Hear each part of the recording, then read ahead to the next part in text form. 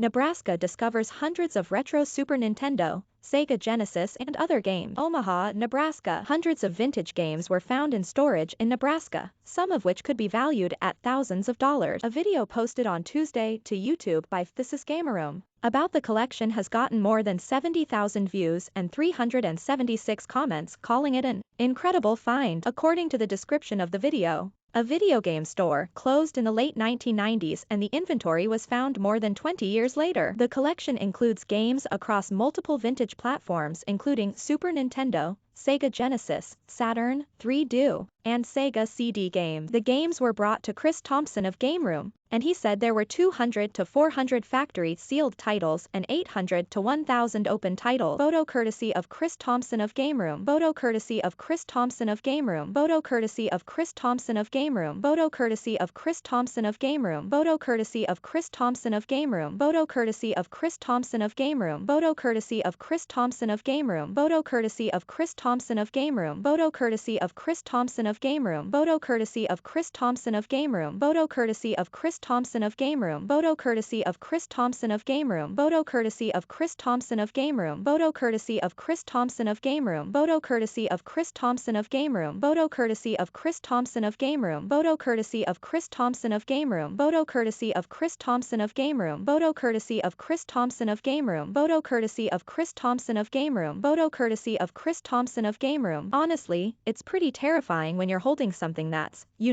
worth a lot more than you can afford to spend. Thompson said, "It's exciting. I know the folklore of this industry and to be a part of that folklore is a really incredible experience. And you just want to do it justice and not screw anything up." Thompson said some of the top titles include Chrono Trigger, Turtles in Time, Cool World, Final Fantasy III, Zombies Ate My Neighbors, and Breath of Fire 2. Wordle, a new country guessing game, offers frustrating fun for geography buffs. Titles such as Chrono Trigger and Turtles in Time have been listed on eBay for anywhere from $200 to some even selling for $32,000. Thompson said the owners of the games had the games stored safely until recently, and he is working with them to determine how much the games are worth. "I'll give as much information to the owners as possible," Thompson said. "This is a multi-step process and as the process continues, we will begin to solidify what and how and when and where." Thompson indicated that the owners have chosen to remain anonymous, and he indicated that he believes that is the best course of action until all the information has been collected